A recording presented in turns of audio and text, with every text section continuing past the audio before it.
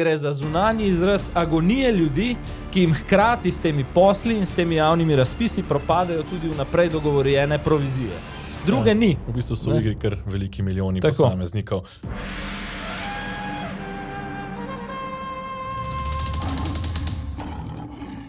To je tedenski Safari, podcast za leve in desne, pa tudi leve in besne. Gledajo nas tudi Luka Mesec in Andraž Zorko iz agencije Valikon. Pa tudi Damir Črnčec, Aleš Hojs in sindikati javnega sektorja. No, midva, Peter, pa greva najprej pogledati zadnje ankete, predvsem tisto Mediane za Pop TV. Jaz bi nekako za uvod v temo rekel, da opažam nekako dve generalni ugotovitvi, ko že mesece pregledujem te stolpce, in sicer podpora SDS-u je tradicionalno stabilna, tam nekje 20 do 22-23 odstotkov, medtem ko sem pri Gibanju Svoboda opazil, da so praktično par gibanja, se pravi mesec navzdol, mesec navzgor. Konkretno september, ki je zdaj za nami, je bil v znamenju te obilne poročne propagande z izdatno podporo medijske mašinerije in potem te populistične obljube obvezne božičnice tako v javnem kot v zasebnem sektorju. In seveda je bil to ta mesec, ko je šel odboj približno za odstotno točko oziroma 2 odstotni točki navzgor. Rekel pa bi, da so to kratkoročne igre in zdi se mi, da bo država v naslednjega pol leta če dalje bolj plačevala strahovito ceno za ta 1 ali 2 odstotni odboj navzgor, ko bo Robert Golob, jaz mislim, da je to zelo preprosta strategija, skušal držati pozicijo 2 na anketah oziroma drugače pozicijo 1 na levi sredini. Logika tudi preprosta, da bi se na volilno nedeljo ob tistem zaključnem anti-Janša refleksu množično prelili glasovi leve sredine k stranki, ki bo najbližja SDS-u, in na ta način je po mojem edina pot, ki jo Robert Golob vidi, da bi Svoboda še enkrat zmagala parlamentarne volitve. To je res. Zdaj, jaz bi tukaj glede Svobode ocenil 2. In sicer očitno bulvarska poroka, kjer smo izjemno strateško pripravljeno medijsko poročanje spremljali lahko še več tednov po sami poroki detajle in potem vse več kot le detajle do zadnje podrobnosti, kako je ta poroka potekala. Zanimivo ni prinesla nekega hudega profita, v smislu odboja oziroma priljubljenosti stranke Gibanja Svoboda. Božičnica je nekoliko drugače, božičnica je učinkovala močneje, vendarle ljudje v času draginje se veselijo, bom rekel, tega nezasluženega denarja ali pa denarja, za katerega jim ni treba ekstra nič delati in pač pade v žep, vsi imamo to radi. Me pa skrbi ob dejstvu, da je kljub temu, da so, se pravi, božičnica, tukaj govorimo, mislim, da nekje o 700 milijonih, recimo samo za javni sektor, pa je prinesla morda odstotek ali do 2 Gibanju Svoboda podpore. In vladi, mislim, da tudi, če bi gledala podporo vladi, nekje za neki 2 odstotni točki se je dvignila podpora vladi. Torej, če smo mogli investirati, oziroma če želi vlada investirati 700 milijonov z 2 odstotni točki podpore, me skrbi, koliko milijard bomo do marca še porabili za to, da bi morda prišli recimo tistih ciljnih 10 odstotnih točk, kot jih imajo. Je pa tukaj ključno, da tisto volilno nedeljo ena stranka drži velik primat pred ostalimi na levem polu. Videli smo v letu 2018, ko je Marjan Šarec bil recimo ta stranka s primatom, ki pa ni bil tako očiten, so se ti glasovi porazdelili med sedanjo SMC, LMŠ, Marjana Šarca in socialne demokrate, ki so se vsi gibali tam nekje okoli 10, še Levica imela slabih 10 in ni bilo tiste očitne zmage in temu se želi Robert Golob izogniti, zato na vse pretege skuša ohraniti in do zdaj ta del mu pa približno uspeva, ker vendarle pa je za dobro polovico recimo pred naslednjim zasledovalcem in to je zanj ključno. Še ena igra, ki jo bomo plačevali, poleg te igre, ki jo opisujeva z Gibanjem Svoboda, je pa po mojem uvrstitev Levice preboj v državni zbor, ne, s tem so bile težave že leta 2022 in so težave tudi leta 2025 oziroma marca 2026, sem prepričan, da bodo. Od julija vsi plačujemo, ne, prispevek oziroma davek na dolgotrajno oskrbo, zdaj mislim, da ko govoriva, se ga je prav možno že nabralo preko 100 milijonov evrov. Storitev ne dela, se pa intenzivno tudi s pomočjo agencij, ki so zaslužile že več kot 100 tisoč evrov, komunicira kot največji civilizacijski dosežek te vlade. Zdaj, glede Levice, ki vidimo, da v bistvu stagnira na istih odstotkih na samem pragu državnega zbora, bi jaz rekel tako, kljub temu, da jim je Golob za 4 leta, ne, če se izrazim v tem besedišču solidarne prihodnosti, oddal v najem programsko izpraznjeno lupino na Gregorčičevi, ni odboja. So približno tam, kjer so bili tudi 4 leta nazaj. Dela se pa vse na tem in mislim, da tu pravim, Golob posoja svojo infrastrukturo, kje sem opazil recimo zadnja anketa Valikona na Siolu pred dnevi, mislim, da 2-3 dni nazaj, je merila Levico posebej na 5,2% med opredeljenimi volivci, Vesno posebej s 5,3%. Se pravi, kdor površno spremlja, bi rekel, da imata te dve stvari skupaj preko 10% dosega med volivci, ne? Čeprav sta stranki že, to sem šel preveriti, 15. junija sporočili, da gresta na volitve skupaj. Zame je taka raziskava nekredibilna, čeprav formalno še vedno drži, da sta to zaenkrat dve nezdruženi stranki, se bo pa to že vikend, ki je pred nami, tudi formaliziralo. Ne, če se združujete, mislim, da se samo povezujete, oziroma da boste uradno pripravili skupaj. In ti odstotki, ki so na Valikonu pač 10,5, ne, Levica plus Vesna skupaj, pač preprosto zmanjkajo nekje druge. Da ne omenjam tega, ne, da Vladimirja Prebiliča, ki tudi še ni uradno ustanovil stranke, bo pa zelo kmalu prav tako ne merijo. Ne.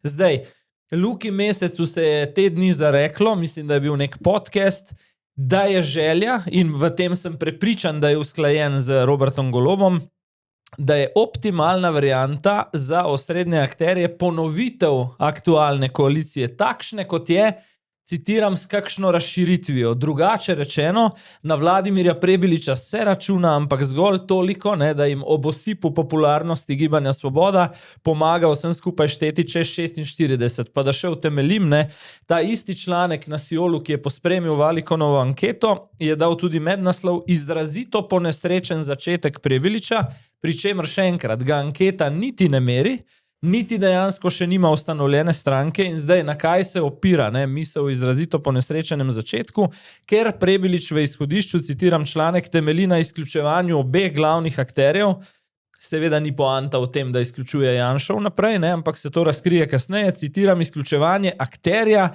uveljavljenega predsednika vlade je nespametna poteza, dodaja samo Uhan, analitik iz FDV, ne, kjer se dejansko vidi, da je moteče temu establishmentu, da je Prebilič ob vstopu v politiko na državni nivo kot mejo prihodne koalicije postavil neko odločbo KPK. Ne samo odločba KPK, ne, zdaj Goloba bo bremenilo verjetno še kaj drugega, ampak če se vrnem jaz nazaj na stranko Levica, recimo, ne, tukaj se kaže, jaz razumem Luko Meseca, zakaj si želi točno te vlade, ker v tej vladi pravzaprav Levica, ki nikoli še ni segla do 10% in tudi tokrat verjetno ne bo, malo dvomim sicer, da bi izpadla iz parlamenta, kakorkoli bi bilo to za Slovenijo koristno, glede na to, da pač neko trdno volilno bazo vendarle tudi Levica ima. Ne?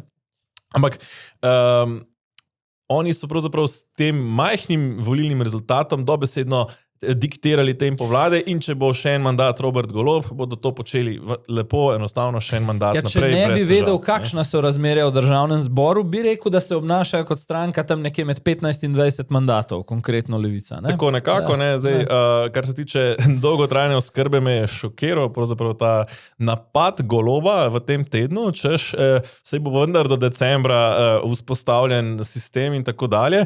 Ne, ampak čakaj, do decembra bo vzpostavljen sistem, ki bi moral delovati, ne, vse preverjeno 1. julija. Ne, če si ti 1. julija začel pobirati prispevek, ne, in se dobesedno norčujejo iz gospodarstva, ki predlaga moratorij na plačevanje tega prispevka, dokler ne bo pač dejansko začela delovati dolgotrajna oskrba v polni meri. In če dodam še Vesno, ne, me pa preseneča, pravzaprav, da se gre stranka, ki je do zdaj veljala nekako kot čista, čeprav se zdaj kaže pravzaprav že prej znana skrajno levičarska drža sicer te stranke, ampak vendarle nekako kot čista, brez afer, ker pač ni imela še nobenega vzvoda oblasti do zdaj, da se gre pravzaprav, ne znam reči drugače kot spečat, ne, z stranko, ki je pravzaprav en sam ideološki klientelizem. No? In v tem kontekstu me to preseneča, da so si pravzaprav svoje čisto ime nekega okoljskega aktivista, recimo kar Uroš Macer je, ki je tudi cenjen kot tak, ne, pravzaprav zapravili, se pa znova kaže, kako pravzaprav je zelena politika pravzaprav dejansko neka lubenica, torej neka zelena lupina, znotraj pa povsem rdeče. Ja, jaz bi ob pogledu na anketo še dve stvari tukaj opazil. Odboj NSI navzgor, največji z izjemo Svobode, medmesečni iz 4,4 na 5,3. Posledica malo več publicitete, kongres, nov predsednik, neke nove vsebine, o tem tudi še bova o neki ideji, ki se je zdaj pojavila ta teden, bolj socialne note. Tudi obet povezovanja z SLS-om se mi zdi, da je bil na tem desno-konzervativnem volilnem polu dobro sprejet kot neko upanje za manjšo drobitev glasov in SD. To je pa po mojemu Vladimirju Prebiliču še ena stvar, ki se nekako kuha v notranjosti Roberta Goloba in ga skrbi. SD se konsolidira in se konsolidira na teh svojih tradicionalnih zadnja leta, odkar so pač edinkrat zmagali na volitvah z Borutom Pahorjem, na teh svojih tradicionalnih 7-8%. Zdi se mi pa, da grejo navzgor, če dalje bolj, kot si gradijo javnomnenjsko, vsaj pro forma distanco do Roberta Goloba osebno in do ukrepov aktualne vlade. Ta teden so se oglasili na temo KPK, bova kasneje obdelala podrobneje, pa vendarle, ne, poslali so poslanko, njihovo novo poslanko, ki je rekla, kar se tiče KPK-ja, sta Robert Golob in Janez Janša eno in isto. Ne, to je močna izjava, recimo za stranko, ki je globoko v tej aktualni vladni koaliciji. Zdi se mi, da pravzaprav ti podobni signali SD-ja in Prebiliča do KPK-ja in do nekega kriterija sodelovanja z Golobom, ne, so tisto, kar Goloba v resnici skrbi, pa po nekih informacijah tudi interni rezultati določenih anket. Če se pošalim, pa po mojem ni daleč od resnice, Valikon usporedno za vlado verjetno meri tudi stolpec z Vladimirjem Prebiličem, ne. Se mi zdi, da je to tisto, zaradi česar je premier, mislim, da v torek, ponedeljek, torek, v začetku tedna prišel vidno razburjen, revoltiran, predvsem Urošu Slaku na 24 ur zvečer. Zabavno mi je bilo spremljati razliko med obema intervjujema, namreč tam je v večjem programskem času na Pop TV-ju v pol ure dobil kar nekaj niz pod vprašanj, ne? In če to primerjamo z nastopom na RTV, je bilo vidno, odgovori so bili vnaprej pripravljeni in se ta stvar ni išla. Ko so pod vprašanja, premiera spade in postane agresiven, ker ima pač template, ne? Ima vzorce odgovorov pripravljene vnaprej. Ne? Drži, ne? Zdaj, glede SD-ja, mi je zanimivo to, opažam isto, torej bolj kot se distancirajo od Goloba javno, bolj jim raste podpora, se mi zdi pa zabavno, kako pravzaprav, ali pa tragično, no, z druge strani, kako so pravzaprav volivci pa tukaj zelo nerazumevajoči, da pravzaprav je to zaenkrat to, kar se SD oddaljuje od Goloba, vendarle zgolj pro forma, v smislu, še vedno so v vladi, še vedno glasujejo za vladne predloge, še vedno so zelo pokoren partner koalicije, ki si ne upa dvigniti nobenega glasu, razen, ko je treba pač na kakšnem pikniku ali pa na kakšnem podcastu malo pojamrati. Ja, lahko bi rekla, da za razliko od Levice več ne branijo Goloba v meri, ko bi njihove izjave ne celo dvigovale rejting Gibanju Svoboda. To pa so opustili. To, ampak pozabljamo pa to, da SD je pravzaprav ta trenutek kingmaker te koalicije, ker SD je tista, ki zagotavlja večino Golobu. Brez SD-ja večine nima, brez Levice z SD-jem pa večino še vedno ima. Ne? In tega recimo ne razumem. Zdaj, glede NSI-ja bi pa rekel samo to, no, da se pozna ta skok, ne, v novem predsedniku in da bo treba počakati še malo, a je to zgolj ta rekel, ko pride neka sprememba, ko je nekaj več fokusa in nekega upanja na dogajanju, ali bo Jernej Vrtovec tudi uspel upravičiti. Mislim sicer, da z zadnjim delom kaže, da bi znal, pa vendarle je prezgodaj še to ocenjevati. Ja, mislim, da bo pomemben tempo oziroma držati neko pobudo, ki jo je nakazal, da bi jo lahko z nekimi ukrepi in predlogi imel. Zdaj, najna druga tema, zelo povezana s prvo, torej z nekimi rejtingi, ki se bojo še odrazili z zamikom, Zvedeli smo, da je na okrožno sodišče v Ljubljani tožilstvo vložilo zahtevo za sodno preiskavo proti premierju Robertu Golobu v zadevi Bobnar, torej domnevnemu vmešavanju in kadrovskem lomastenju, čiščenju janšistov in iskanju spincetov v vrstah slovenske policije. Zdaj, z uvedbo sodne preiskave, zakaj je to pomembno, premier uradno postane obdolženec v kazenskem postopku, kar do zdaj ni bil, in vezano na najne stolpce, na priljubljenost, bi se strinjal z Rokom Čakšem, ki je, mislim, da včeraj na zanima.me zapisal, da je v bistvu s to informacijo konec medijskih medenih tednov Roberta Goloba v septembru, nerodno pa predvsem za nekoga, ki je na oblast prišel z obljubo o vračanju, vrnitvi demokracije na velika vrata in ki je pred 3 leti zelo vehementno trdil, da bo v primeru že negativnega mnenja KPK, kaj šele kazenskega postopka, sam zapustil slovensko politiko. Ja, ne samo to, da je še ni odšel, vse pretege se trudi, da bi mnenje KPK zadržal čim dlje za zaprtimi vrati komisije in tudi glede te preiskave pač se njegov odvetnik na vse pretege trudi, da ne bi bila uvedena. Zdaj tukaj je treba biti pošten. Torej, tožilec je izbral srednjo pot, torej ni vložil kazenske ovadbe oziroma obtožbe, ampak zahteva po preiskavi, kar pomeni, da želi dodatne dokaze. Dokaze, gre pa vendarle za zelo sporno zadevo pritiska premierja na dobesedno odpuščanje ljudi v policiji, pa več o tem v posebni epizodi v soboto zjutraj. S pomenljivim naslovom. Ja, lahko rečeva, da se je zelo dobro postaral slogan podmladka Gibanja Svobode, ki pravi: kriminalec naj ne bo politik. Ja, treba je paziti, pa čeprav gre za podmladke, na besede v slovenski politiki, ker se hitro vrnejo kot bumerang. Spomnim še to, da se je pravzaprav na kongresu Gibanja Svoboda pred slabima 2 tednoma so se ravno s tem posebej pohvalili v podmladku.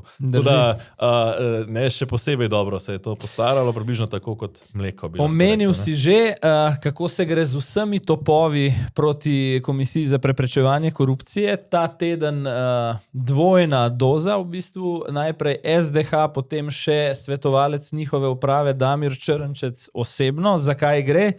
Torej, vloženi sta 2 tožbi v upravnem sporu, prijava na upravno inšpekcijo in še predlog za inšpekcijski nadzor informacijskega pooblaščenca.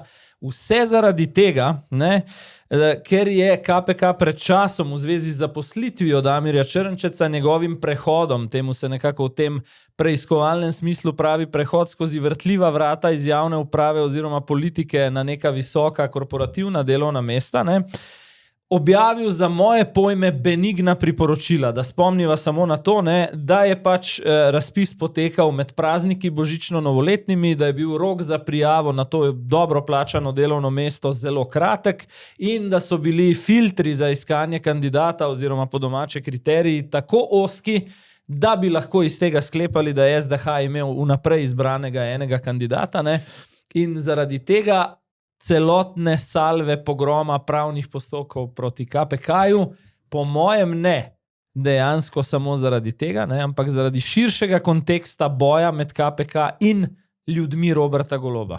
Ja, v bistvu razpis je pasal na Damirja Črnčeca kot ata na mami, bi se lahko reklo.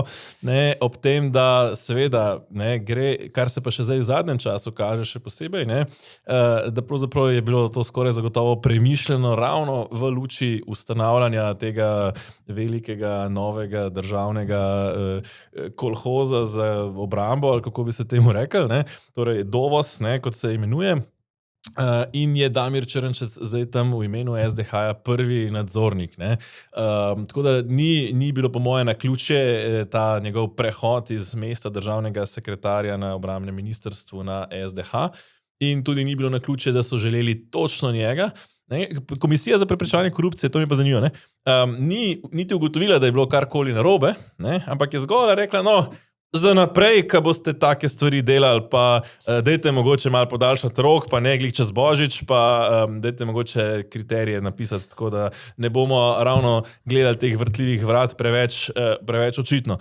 Zelo, zelo benigni pravzaprav kriteriji, dobesedno kot bi, če se malo pretirano izrazim, ko bi ujeli nekoga z prsti v marmeladi, bi mu rekel, no, da je drugič preden vrata primeš si jih vsaj oblizen. No, kar je zanimivo pa je, da v torek potekala več kot 3-urna nujna seja odbora za obrambo, tam je bil Damir Črnčec povabljen skupaj z drugimi predstavniki SDH-ja, tudi obrambnim ministrom Borutom Sajovicem, da pojasni, kaj točno je zdaj ta novi obrambni holding DOVOS, ki ga bo nadziral. In zanimivo je, da se je dan, dva, preden so potem sprožili vse te tožbe proti KPK-ju, na vprašanje nadzora nad delovanjem obrambnega holdinga, Črnčec ravno skliceval, češ tega nadzora je kar nekaj, Računsko sodišče, organi kot so KPK, ki jih pa očitno ta glavni akter te nove obrambne zgodbe niti najmanj ne spoštuje. Predlagam, da pogledava posnetke, pa še malo pokomentirava. Veliko je bilo govora o tem, kako ni nadzora. Veliko nadzora je. Imamo inštitucije, kot so KPK. Ni ugotovila prav nobenih kršitev zakona o integriteti in preprečevanju korupcije. Hkrati pa je v javno objavljenih ugotovitvah SDH-ju očitala korupcijska tveganja. Z očitki komisije se je SDH seznanil šele v njihovi javni objavi, hkrati pa komisija v nadzornem postopku obravnavanim osebam ni omogočila pravice do izjave. Po našem mnenju to predstavlja kršitev načela kontradiktornosti. SDH se ne želi izmikati nadzoru, ne želi biti nekdo, ki napada nadzornike. Hkrati pa v demokratični družbi želimo, da so tudi nadzorniki predmet nadzora. In vse, kar SDH želi, je, da se nadzorni postopki izvajajo zakonito. Jaz bi preden greva v detajle tega primera pokomentiral malo širšo sliko. In sicer, tule vidimo v bistvu, da je predsednik vlade v dveh odprtih postopkih pred KPK-jem, celotna njegova mašinerija, ta paradržavna, korporativna, se je zdaj zganila s pogromom nad KPK s pravnimi postopki.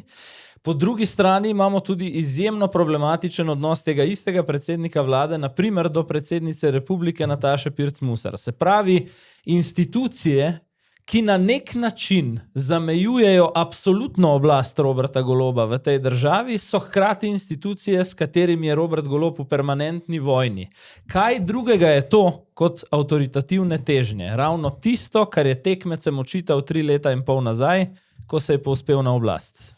Ja, ne samo to, zdaj, če se vrnem k temu predstavniku SDH oziroma odvetniku SDH-ja, ravno na tej seji, ki mimo grede ni bila niti nujna seja sklicana, kot je Anže Logar želel, pa vendar je potem po tej seji oziroma na tej seji zelo jasno povedal en zelo pomemben point. Zakaj ravno prek SDH-ja ustanavljati ta paradržavni DOVOS, ki je nekako po zgledu, mislim, da je tudi zelo podoben ustanovitvi GEN-I-ja, zato, da so lahko vse stvari poslovna tajnost, da niso podvrženi običajnim nadzorom oziroma običajnim institucijam nadzora od medijev do ostalih Zakon o dostopu komisij, do informacij javnega značaja, naprimer. Točno to, zato, da lahko te, bom rekel, milijarde tečejo za zaveso poslovne tajnosti kao zasebnega podjetja oziroma podjetja, ki je sicer javno, ampak hkrati posluje kot, da bi bilo Ključ je ravno zasebno, v tem, DOVOS bo investiral v zasebna podjetja, pri čemer se bo pri novinarskih vprašanjih skliceval na poslovno tajnost v tem zasebnem delu, čeprav bo šlo za javni denar. Kar mi je pomembno, predsednika KPK, predsednika senata Šumija smo slišali ta teden, uporabuje izraz, da gre za strateško slep tožbo. Kaj to je? Torej, tožba, s katero ne samo zastrašuješ, v tem primeru KPK, ampak na nek način tudi toliko pravno, postopkovno obremeniš službe tega organa, z neko tendenco, da ohromiš njihovo operativno dnevno delo. Zakaj je to pomembno? Spet se vračamo na primer Bobnar, kjer še ni čisto končne odločbe, čeprav vemo, da vmesne ugotovitve so neugodne za premierja. Primer Karigador še stoji, pa vendarle je dal Šumi vedeti, da jih to toliko ustavilo, da tega ne bi pripeljali do konca, ne bo, upam. Želim si, da bi jih take stvari celo motivirale v nasprotni smeri. Ne. Glede seje, o kateri govoriš, nujne seje odbora za obrambo, pa sem jo gledal veliko večino, dobre 3 ure, 3 ure 20 je trajala. Direktor, o katerem sva govorila v pretekli epizodi Safarija, se je oglasil enkrat v 3 urah 20, pri čemer je njegova izjava praktično edina, ki jo lahko iz tega nastopa citiraš, je, da konkretnih načrtov Dovoz še nima in pazi, kaj drugega ne morem povedati, to citiram, mogoče še samo to, a ne, tudi v statutu je opredeljeno, da je ena izmed prvih nalog poslovodstva, se pravi njega, bo priprava strategije in to bo pač v nekem razumnem času. Torej, že do zdaj so 3 milijoni evrov državnega denarja rezervirani, da se je Dovoz odprl, nima pa ne strategije, niti izvedbenega načrta za prve korake. Ne? In drugo, dvakrat se je oglasil v 3 urah 20 prvi nadzornik, torej Damir Črnčec, od tega je eno celo to drugo repliko porabil za obračun z Anžetom Logarjem, ki mu je očital. Ne? Na eni strani je Anže Logar govoril o nadzoru nad milijardnim poslovanjem Dovosa, ki ni dorečeno, in potem je Damir Črnčec postregel z poslom vrednim 25.000 evrov v času zadnje vlade Janeza Janše, ko je zunanje ministrstvo, takrat pod Logarjevim vodstvom, naročilo kulije pri bratu Janeza Janše. Naprimer, pri čemer se s tem kaže, kako je Damir Črnčec v bistvu za to vlado pomemben kader, ker ko dregneš v Damirja Črnčeca, čeprav zgolj z nekim benignim priporočilom, kako ne se v prihodnje na SDH zaposluje, se aktivira celotna mašinerija od SDH-ja do vsega ostalega, da pravzaprav obrani lik in delo Damirja Črnčeca in hkrati tudi dejstvo, da se prvi nadzornik bistveno več oglaša kot direktor te nove družbe, pove vse, kakšna so dejanska razmerja med njimi. Rekel bom samo tako, ena družba, ki v slovenskem merilu velja za nek zlati standard, naprimer Krka, da bi tam prvi nadzornik povedal bistveno več od dolgoletnega šefa, Colariča, je pač nemogoče. Tega v normalnem korporativnem okolju nismo vajeni.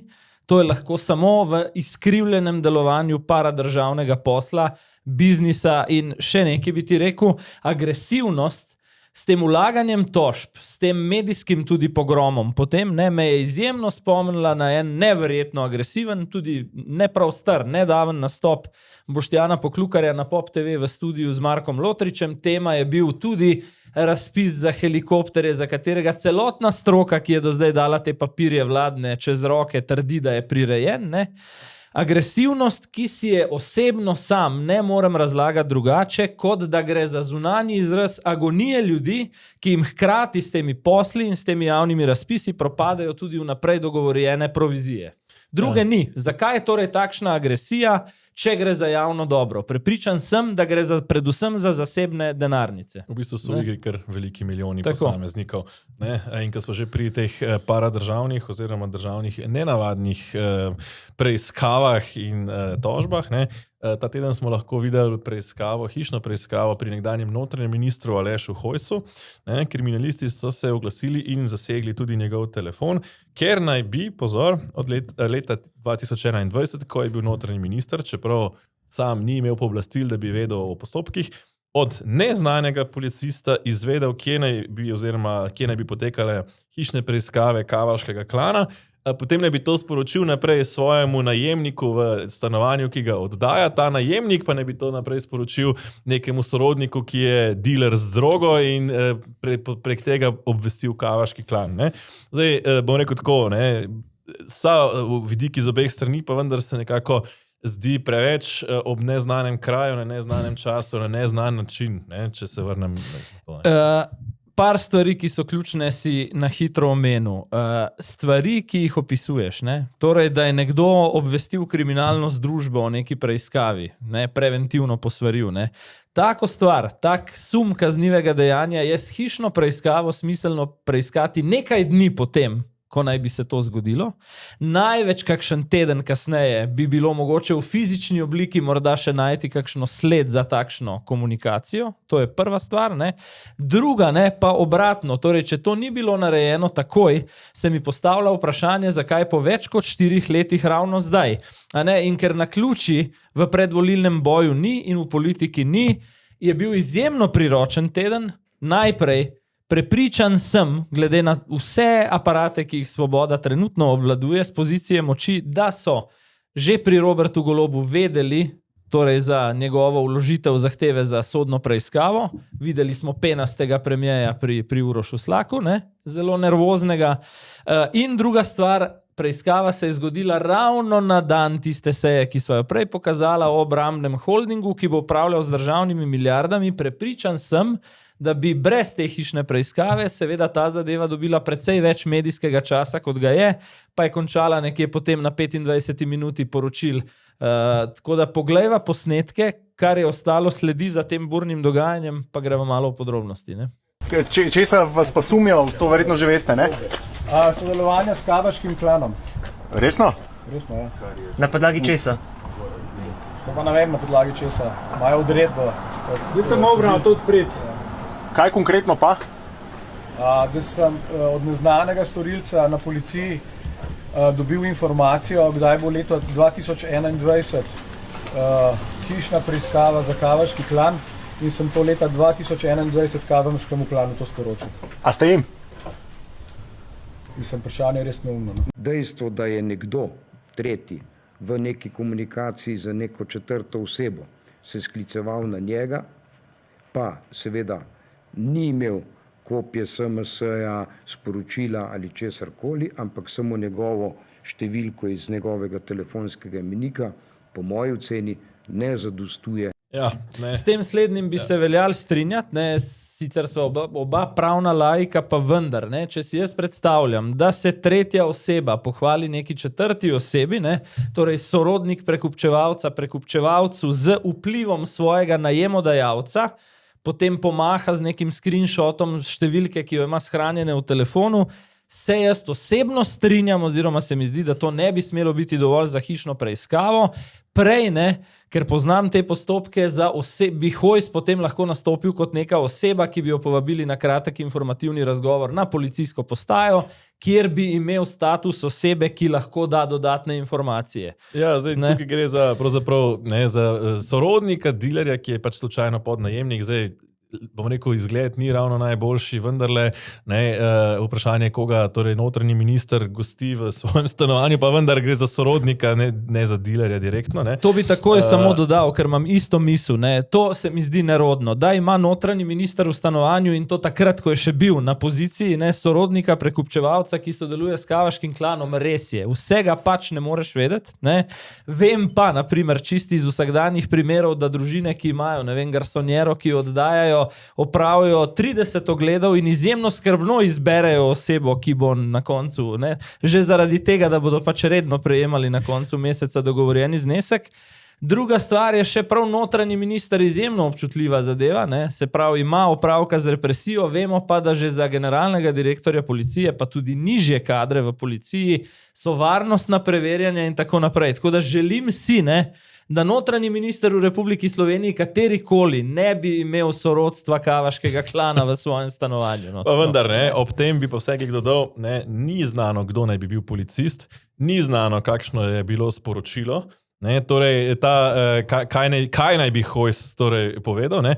Ob tem smo zdaj 4 leta kasneje, ko zasežeš telefon nekdanjemu notranjemu ministru, kako verjetno, da ima Hojs danes še vedno isti telefon, kot ga je imel pred 4 leti, ne, da boš na tem telefonu odkril kakšne forenzične dokaze, ne, ki bi iz tistega časa izhajali. No, gre pa, ne, to se mi zdi pa zelo pomembno, ne, pravzaprav za drug vidik. Ne? In sicer na ta način dobi policija zelo dober vpogled v elektronsko pošto, v aplikacije za sporočanje torej podpredsednika največje opozicijske stranke, ne? Kar pomeni, da na ta način izve tudi, kaj se pogovarjajo med seboj interno v stranki, katere informacije recimo obremenjujoče imajo o posameznih vladajočih, kakšne strategije imajo za prihajajoče volitve in podobno.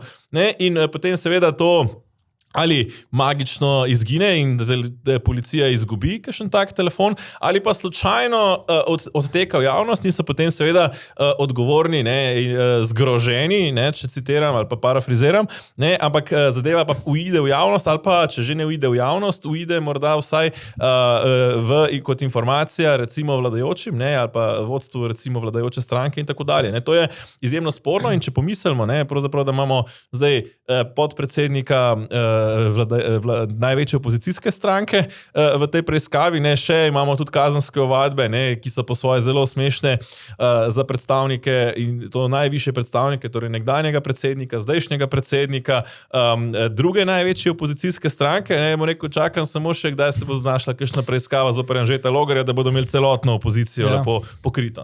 Jaz glede SDS-a in represivnega aparata, vračam se v čas zadnje Janševe vlade, nimam vedno najboljših občutkov, bom povedal zakaj. Imam neprijetne deloma, spomnil se boš zgodbe, niti ne bom spet o imenih podjetij in imenih posameznikov, bom rekel tako, Hojsov ravno, takratni državni sekretar na notranjem ministrstvu, je napihal pred časom in izkazalo se je, da je napihal po vožnji iz sestanka na sedežu podjetja, kjer je policija v podobnem času, mesec, dva prej, v pošiljkah sadja večkrat našla prepovedano drogo. V približno istem času, torej, ko je podjetje imelo hišne preiskave, to je bilo januarja in februarja 2020, se je potem aprila 2020 zgodil ta obisk državnega sekretarja iz notranjega ministrstva in takrat je pojasnil, da se je dogovarjal za donacijo čebule in banan za svojo občino Lenart. Sem šel preveriti, 3 tone vsega skupaj naj bi te robe že naslednji dan šlo v Lenart, pa vendarle. Kaj želim reči? To, da določene zadeve niso vodotesno pojasnjene za nazaj, me težko kdo prepriča. Po drugi strani, da ne bo nikakršnega dvoma, sem jaz tudi prvi, da se takšne stvari preiščejo. Če bi slučajno za katerega koli slovenskega politika obstajal utemeljen sum in dokazi, da je obvestil kriminalno združbo vnaprej o preiskavi, to ni samo za zapor, je tudi za večletno prepoved ali pa za trajno prepoved opravljanja javnih funkcij, Po drugi strani nam pa te okoliščine kažejo, da pač preiskava ni by the book. Če preiskuješ neko elektronsko komunikacijo, preiskuj par dni kasneje. In če preiskuješ 4 leta kasneje, ne preiskuj v istem tednu, ko dobi premier sodno preiskavo in ko se razpravlja o milijardah za obrambo. Zelo veliko naključij, ki vse ličijo pač v eno samo iskanje PR-ja, kot tudi tema, ki je že več tednov, pa je ta teden spet dobila novo nadaljevanje, božičnica, da ne bom konkreten. Potem, ko smo spremljali najprej Golobovo obljubo, božičnica bo, potem Boštjančičev odgovor, se bomo še pogovarjali, potem odziv gospodarstva, da bo to za tretjino podjetij lahko zelo problematično, ker so v rdečih številkah ali v težavah. Potem ta teden Golob prinesel novo formulacijo, češ da bi lahko rešili podjetja, pa bi lahko božičnico tudi se ji odpovedali, ampak ne kar v vsakem primeru, oziroma ne v primeru, da je podjetje v finančnih težavah, ampak če bi zaposleni ocenili, da je to podjetje v finančnih težavah. To je nov salto mortale, kar poglejva ga. Vi ste bili na kongresu vaše stranke zelo jasni, pa vas navajam. Dokler bo Svoboda na vladi, bo poskrbela, da bo svoje ljudi v javnem sektorju ustrezno motivirala in nagradila. Ali vi torej uvajate obvezno božičnico tudi zato, da boste svoje ljudi iz Gibanja Svobode v javnem sektorju nagradili, ker so vam lojalni in da vas volijo še na naslednjih volitvah? Je šlo za lapsus v tem govoru. Govor je bil dolg 30 minut. Me zelo veseli, da ste ga v celoti poslušali in vsako besedo prepoznali. Ja, seveda, ker potem pomeni je to velik problem, če delite zaposlene na javnem sektorju na vaše in naše in tako naprej. Sploh ne, še enkrat, šlo je za čisti lapsus. Govoril sem o vseh zaposlenih v javnem sektorju, nobenih razlik ne delamo, ker božičnica, poudarjam, bo za vse. In seveda moramo najti odgovor, ali obstajajo izjeme od obvezne božičnice. Spravi, v katerih primerih bi se pa lahko neko podjetje temu odpovedalo. Zato je moj predlog, da takrat, ko bo večina zaposlenih prepoznala, da podjetje slabo stoji in se bo božičnici odpovedalo, zato da ne bi potopilo podjetja, jaz sem zato, da se v takem primeru božičnica ne izplača. Zdaj, glede lapsusa najprej. Ne? Lapsus naši ljudje v javnem sektorju. Jaz izjemno težko verjamem temu pojasnilu, da bi šlo za lapsus. Zakaj? Ker tudi plačna reforma v javnem sektorju, za katero zdaj zamikom ekonomisti stroka ugotavlja, da ima ključen del odgovornosti za milijardni primanjkljaj v proračunu, ne? Je v praksi najbolj nagradila tiste dobro plačane višje funkcionarje in ne tistih najslabše plačanih. Kaj želim reči? Ja, točno tiste, ki jim je po prihodu na oblast mandate podelila ali pa jih na visokih pozicijah pustila svoboda. Ne? Z drugimi besedami, za naše ljudi. Za naše ljudi. Zdaj, pravna stroka je raztrgala to idejo, ne, češ, ne more biti nekaj pravica, potem pa se ji lahko demokratično odpoveš. Pri delavskih zakonodajah je pač nekaj pravica ali pa ni pravica oziroma je pač opcijsko in tudi to je najbolj smiselno. V resnici, če bi želeli povečati božičnico, ne, bi lahko pač božičnico povsem razbremenili vseh davkov in bi enostavno pač še več podjetij izplačala božičnico, ker bi bile toliko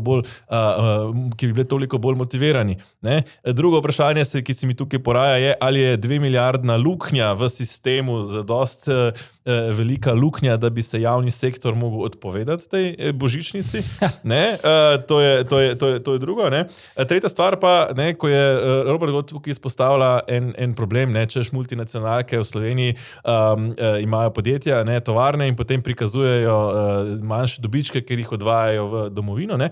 To je vse res in je tudi problem, ampak se dogaja povsod. Hkrati ne, pa naši levičari zelo radi pozabljajo, da so te iste multinacionalke opazno bolje plačujejo svoje delavce kot recimo domače tajkunsko olastninjena podjetja. Pričemer zanimivo, Robert Golob zelo natančno pikne, ne, na način, ko mogoče laična javnost niti ne razume, ko govoriš o odlivu v tujino, je omenil neke ruske lastnike, zakaj gre si na Jesenicah, ne, Tibor Šimonka, vrh GZS. Se pravi, dejansko se bojuje, ne, svojimi izjavami proti vrhu gospodarske zbornice. To so njegovi razredni sovražniki. Pričemer točno isto počne tudi Revoz, ki ga pa ta ista vlada z bogatimi subvencijami bogato zaliva. Ja, in premijer pravi, da novega električnega Twinga v Novem mestu ne bi bilo, če ne bi imeli njegove telefonske številke v Franciji. Ne, druga stvar, premijer ocenjuje, da bodo zdaj tovarniški delavci ocenjevali, a je podjetje v dobri kondiciji ali ne.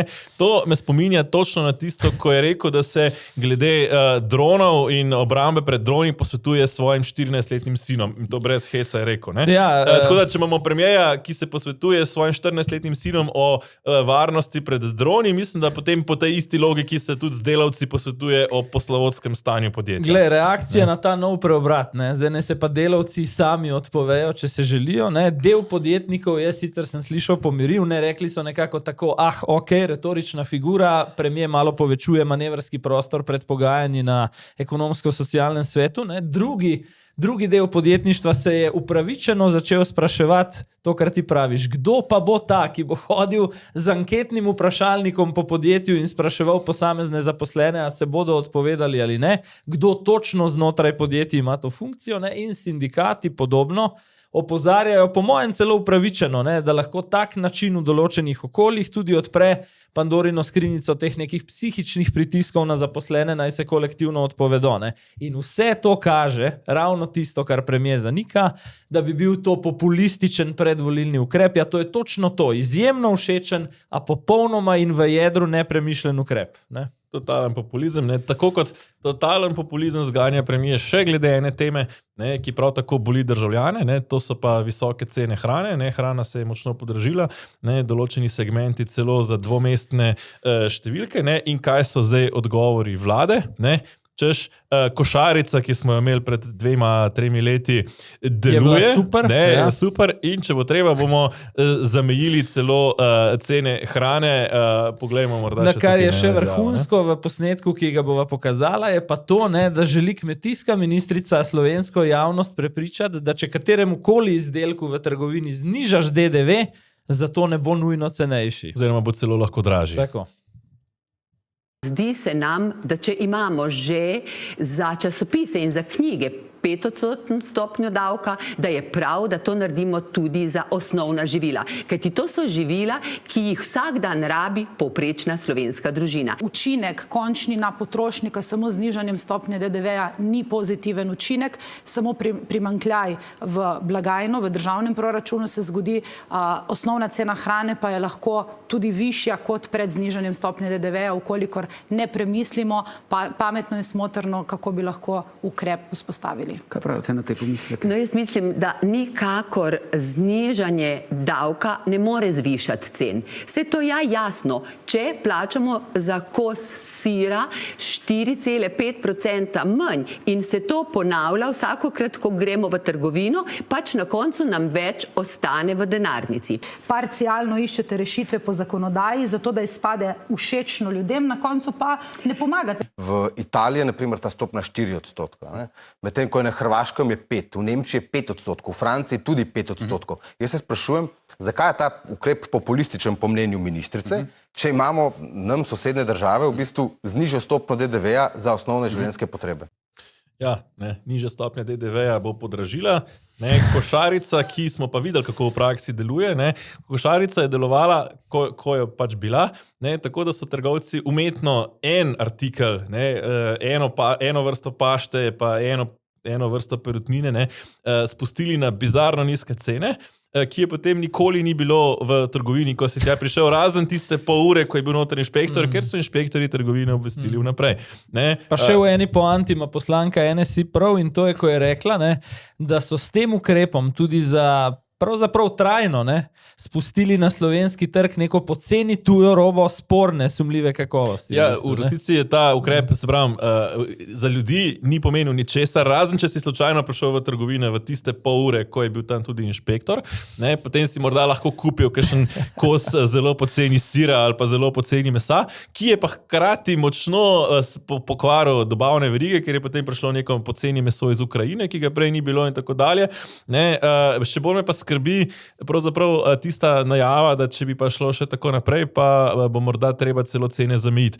Ker to pa je res že pot dejansko v Venezuelo, ker ko ti cene pa omejiš, potem pa če izbiram med polnimi policami z nekoliko dražjo hrano ali pa praznimi policami, imam še vedno rajši polne police z nekoliko dražjo hrano, kot pa, da hrane sploh kupiti ne morem. Jaz ta predlog znižanja DDV-ja za osnovne stvari gre dejansko za meso, sir, jajca, mleko, kruh in podobne osnovne stvari iz 9,5 na 5% pozdravljam kot en ukrep z socialno noto. Dejansko gre za stvari, ki jih najbolj občutijo tisti, ki imajo najmanj za to relativno v svojem družinskem ali pa posamičnem budžetu največji del namenijo osnovnemu preživetju.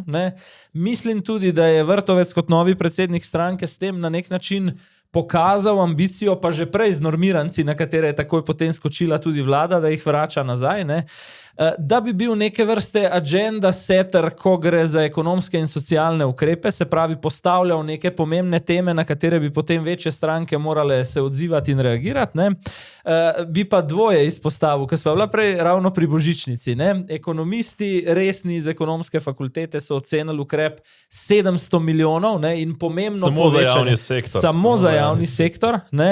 In takrat je pač ni bil problem proračunski primanjkljaj. Zdaj sem pa slišal dvoje. Ministrica v studiu 24 ur je rekla, da tega znižanja DDV-ja javna blagajna ne zdrži. Se pravi, zdrži 700 milijonov, ne pa nekaj 10 milijonov tega DDV-ja na neka redka, bodimo iskreni, živila. In drugo, kjer se mi zdi, če politika to na nek način legitimno ves čas počne, torej izbira tista dejstva, ki so ji v prid, težko se izognem, da ne bi posebej na kratko pokomentiral izvajanja Igorja Eberganta v zadnjih 2 tednih. Prejšnji teden božičnica, ta teden znižanje DDV-ja. Zakaj? Ker je bil dvakrat ironično uporabljen isti primer. Ko je šlo za 700 milijonsko božičnico, je on uporabil primer Avstrije in je rekel, češ, sej imamo boljše ekonomske kazalce kot Avstrija, zmoremo. Ko je pa Jernej Vrtovec v primeru nižjega DDV se skliceval na Avstrijo, pa ga je voditelj opozoril, da pač slovenske javne finance še niso tam kot avstrijske. Tako da jaz očitno nečesa ne razumem. Pričemer, ko neko stvar manj obremeniš, bo dražja, to je ta logika države, oziroma naših vladajočih, oziroma da rečem temu, se mi zdi to napovedovanje možnih ukrepov pri zamejevanju cen hrane tako zgrešeno, kot so zgrešeni še nekateri drugi ukrepi tega tedna. Ne? Primer, zdaj smo znova potrdili poslanci omejitev oddajanja na Airbnb, ne? Ki po izkušnjah iz tujine nikakor ne vpliva na večjo dostopnost ali pa vsaj bistveno ne vpliva na večjo dostopnost stanovanj. Je pa to v močnem interesu, če rečemo v narekovaju, hotelskega lobija, odkoder pa kako nenavadno, prihaja minister Klemen Boštjančič. Ne? Minister Boštjančič je iz poslovne skupine, vsaj v zadnjem obdobju pred vstopom v politiko, je bil v tej skupini, kapitalski skupini Sava. Ne? To so dejansko največji lastniki, posamični lastniki hotelov po vsej Sloveniji. Zakaj naj to navaja na misel, da je v ozadju nek hotelski lobby? Ker poglej, primer Barcelone, o tem primeru smo pisali tudi na portalu zanima.me ta teden, je najbolj rigorozen. Že tako nadzorujejo višine najemnin v mestu, ne? Potem so pa že leta 2014, pred več kot desetletjem, prenehali izdajati soglasja za kratkoročno oddajanje, ne? In se je pokazalo v 11 letih, da to pod ena ni znižalo cen, ne? Ali povečalo dostopnosti pod dve do stanovanj. Kaj je? Samo več stanovanj imajo praznih in ne služijo ničemur. Ne? Se pravi, če ne sledi ta ukrep povečevanju javnega stanovanjskega fonda, ne, čemu potem služi? Potem služi tistemu, ki bo potem postal izključni monopolist, kar se turističnih oddajanj tiče, ne, in to so hotelirji. Bi pa še nekaj rekel, izjemno všeč mi je bil izraz v našem komentarju efekt kobre. Ne. Če bralci ne vejo, v Indiji so pred časom imeli ukrep, ne, da je oblast nagradila domačine za vsako ubito kobro, ker jih je bilo pač v državi preveč. In potem se je izkazalo, da ljudje gojijo kače doma, zato da jih potem mrtve prinesejo in dobijo denar. Ne. Ko je bil ukrep ukinjen, pa so te namnožene kače spustili v naravo in jih je bilo na koncu še več kot na začetku. Ne? Ja, v tem istem komentarju bi izpostavil še eno stvar. Ne? Torej, Barcelona in New York sta omenjena kot primera, kjer močno omejujejo oddajanje prek recimo Airbnb-a in podobno, torej zasebnih stanovanj. Ne?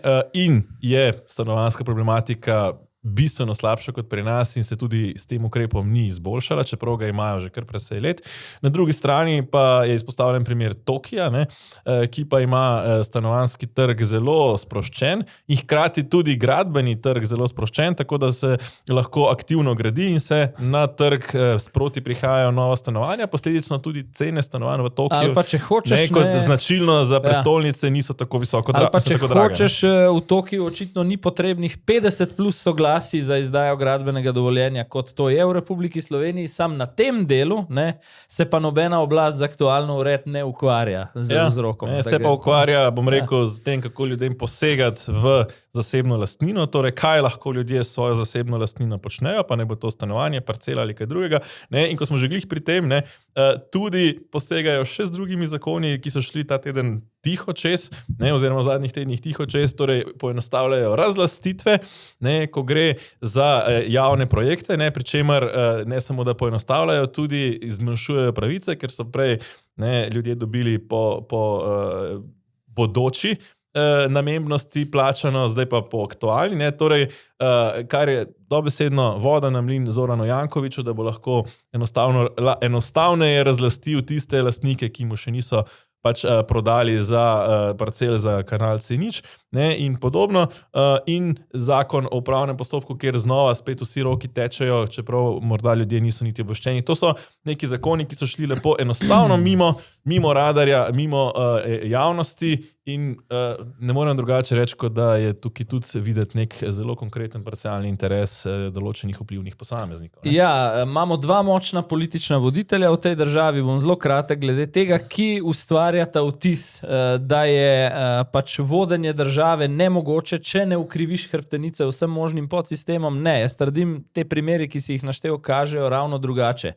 Učinkovito vodenje države je po mojem predpogoj, da javno upravo ideološko dehisteriziraš in se začneš ukvarjati z nepriljubljenimi ukrepi, ki jih javnost ne bo morda niti javni sektor, naši ljudje nagradili v prvi fazi, bodo pa v letu 2, 3, 4, še bolj pa 8 pripomogli k nekemu višjemu standardu in bolj sproščenemu poslovanju in življenju v državi. Ampak namesto tega pa vlada sprejema zakone, ki omogočajo recimo ubijanje ljudi oziroma lažji samomor, asistiran samomor, ki pa je na presenečenje mnogih dobil zadosti podpore, da gre na referendum. Aleš Primc je ta teden zaključil zbiranje podpisov in čeprav je sprva kazalo dokaj slabo, ko je po, mislim, da 3 tednih so zbrali šele dobro polovico, so zdaj v zadnjem tednu močno uspeli pospešiti, senzibilizirati ljudi, ki se končno zavedajo, za kako pravzaprav velik civilizacijski korak nazaj gre, zakaj namreč gre. Do zdaj, oziroma trenutna zakonodaja absolutno ščiti življenje, torej ne moremo kar nekoga ubiti, zato ali pa pač na tak ali drugačen način, tudi če bi sam želel.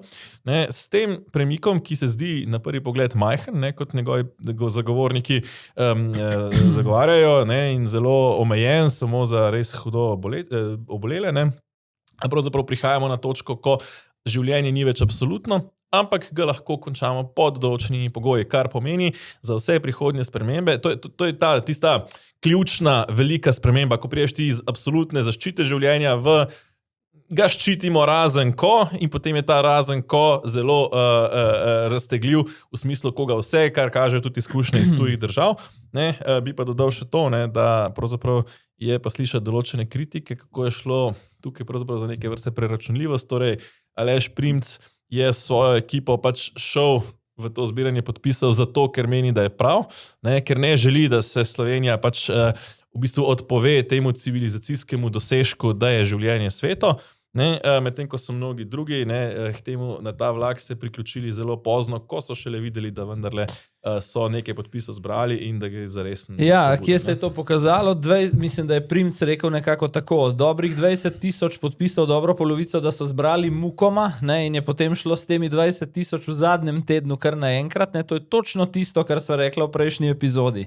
Ker so bile strankarske strukture, terenske strukture ob strani in so imele roke nekako tako, ni šlo. Ko se je zganil še ta aparat, je šlo bistveno hitreje.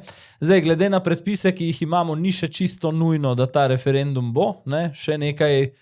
Referendum bo razen, če bi vlada umaknila oziroma razveljavila, če bi koalicijska večina razveljavila zakon. Tako, zdaj, tisto, ampak so že napovedali, da ga ne bodo razveljavili. Da ga ne bodo. Ja, premier je, mislim, da celo rekel, da pričakuje odločno podporo še enkrat temu zakonu.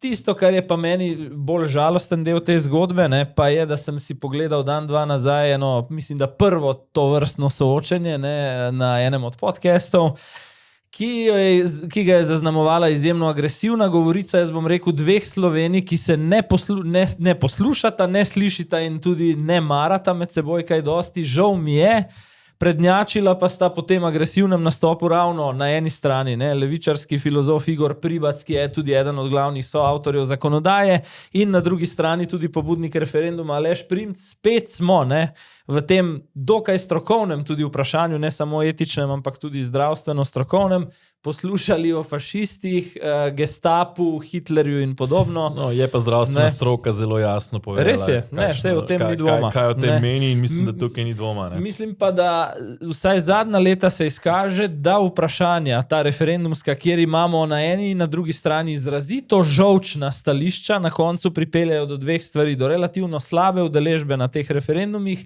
in do tesnega izida, kjer potem 1%, 2% gor ali dol odloča o tem, kaj bo dejansko. To drži, je pa res tudi, da se opažam pa pravzaprav neko večje zavedanje ravno med ljudmi ob tem, ko se o tem več govori.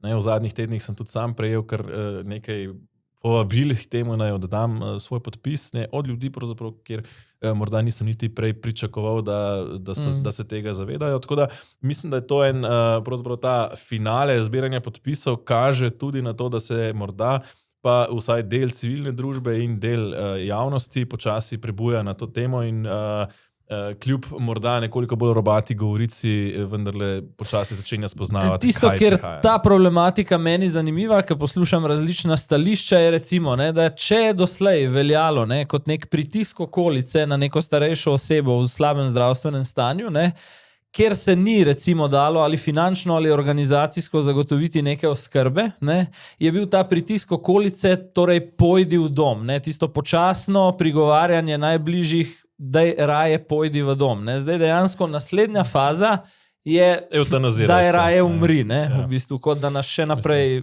v oklepaju obremenjuješ. Ne. Drži, in ravno to je ta ključna sprememba v družbi, ki se bo zgodila, če bo ta zakon potrjen. Ne. Mislim, da greva še malo na zunanjo kjer je politiko, pa tudi, ne, v glavnem bova govorila o smrtih in o vojnih žariščih.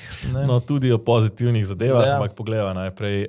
Pravzaprav žarek upanja se odpira pravzaprav za Gazo. Donald Trump je pripravil 21 točk dolg predlog, ki pa ga do te točke, kolikor mi je znano, Hamas še ni niti sprejel, niti zavrnil. In spet v svojem slogu, ne, ta nastop skupni z Netanjahujem označil za, mislim, da enega od največjih dogodkov v civilizaciji. Ne, Trump, grandioznost Trumpa, ne, pogledajo. We discussed how to end the war in Gaza, but it's just a part of the bigger picture, which is peace in the Middle East.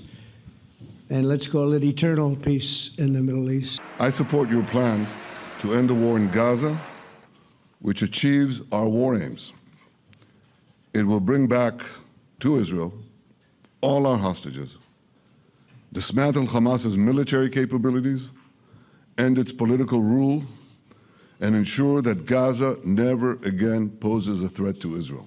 Zdaj, 20 točk, da na hitro povzamemo, vendarle jih je samo nekaj res tistih bistvenih, izpustitev vseh izraelskih talcev, palestinskih ujetnikov, potem pa predvsem razorožitev Hamasa, ne, in pogoj, da se Hamas trajno odpove političnemu vplivu na vodenje palestinske države in potem še v praksi, da bi to prehodno prevzela neka mednarodna uprava, ne. Tukaj Netanjahu sicer jasno bojo, da to še ne pomeni palestinske države, ne, kar je pa tukaj večja dilema Izraela pravzaprav. Hkrati oni čakajo te talce, ne, ko si v Izraelu na vsakem koraku so te rumene pentlje, rumene zastavice. Je to neka nacionalna travma za njih, da imajo teh 48 ali 47 talcev, kolikor jih še je v Gazi, tam, ne, da še niso doma. Tako da to bi za izraelsko družbo bilo zelo pomirjujoče. Je pa res še ena druga stvar, kjer pa Izrael pravzaprav ravno s tem načrtom precej tvega. Namreč torej ne bo Izrael tisti, ki bi nadzoroval stanje v Gazi in nadzoroval, da se neke nove, da se Hamas znova ne oboroži ali pa da se neke nove skupine na mesto Hamasa ne vzpostavijo.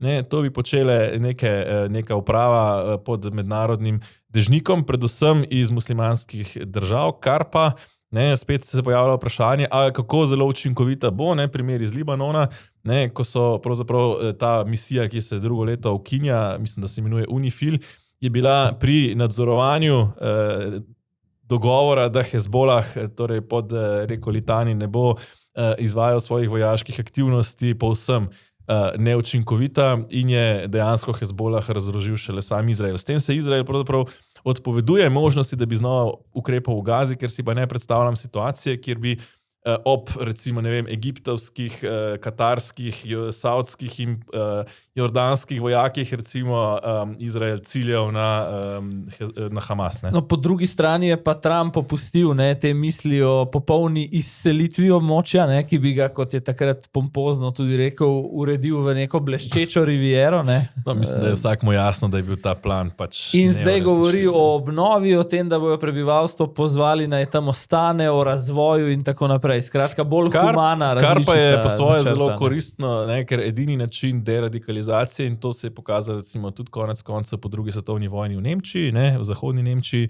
je razvoj. Ne. Torej, če ti namesto nekega trpljenja in stagnacije omogočiš ljudem razvoj in zaposlitev in neko prihodnost, ne, potem bojo tudi manj verjetno pač živeli zgolj za uničenje soseda. Ni direktna usporednica, pa vendar ne. Morda je zato tudi ta aktualna vlada v Ljubljani. Nam gre seveda mnogo bolje kot ljudem na teh območjih, pa vendarle ne.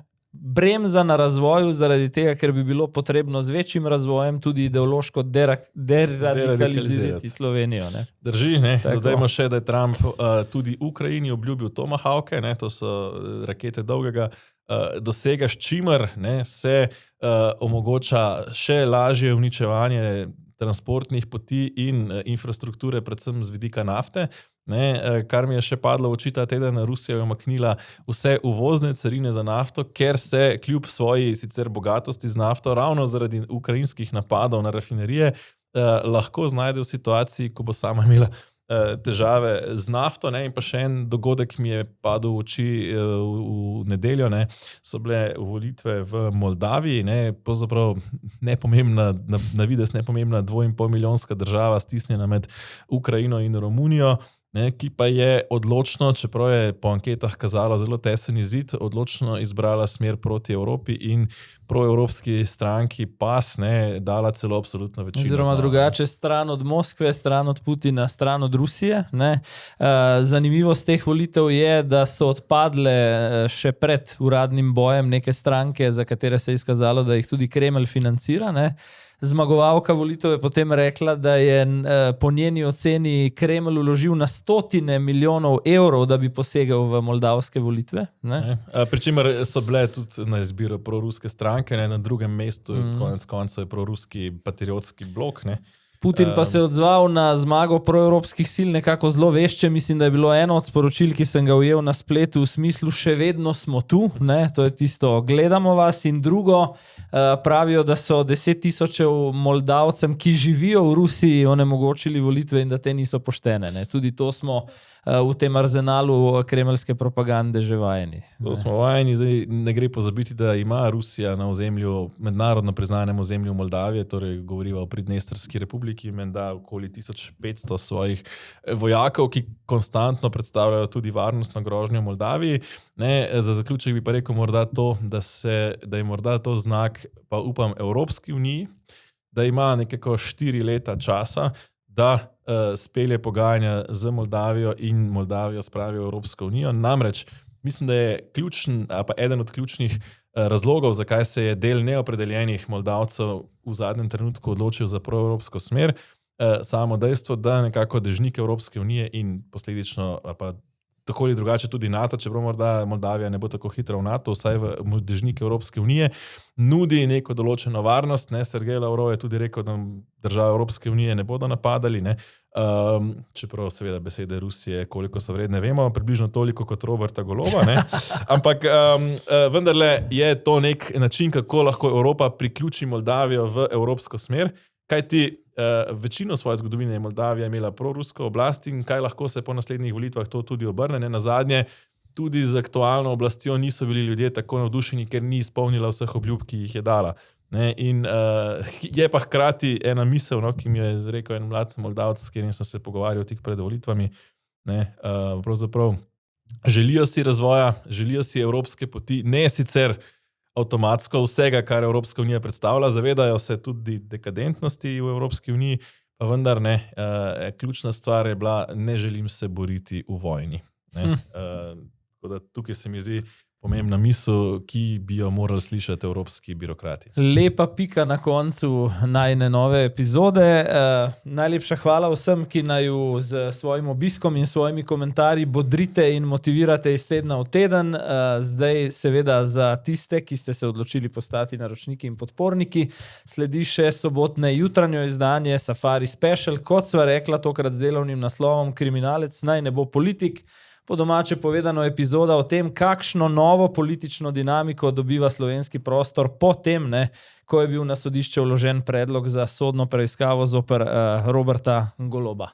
Vse tiste, ki še niste naši naročniki, pa ob tej priložnosti seveda lahko povabimo, da to naredite zdaj in si jutri zjutraj potem že lahko ogledate tudi to epizodo. Po domače povedano, če nasplošno bolj, naprimer, verjamete ekonomistom, profesorjem na ekonomski fakulteti, ko rečejo, da božičnica stane 700 milijonov kot Robertu Golobu, ki potem v studiu reče, da bistveno manj, potem je to podcast za vas, da razmislite tudi o drugih vidikih dnevne politike. Tako, se vidimo, upamo, da že jutri na posebni epizodi, sicer pa prihodnji teden v tedenskem Safariju. Nasvidenje.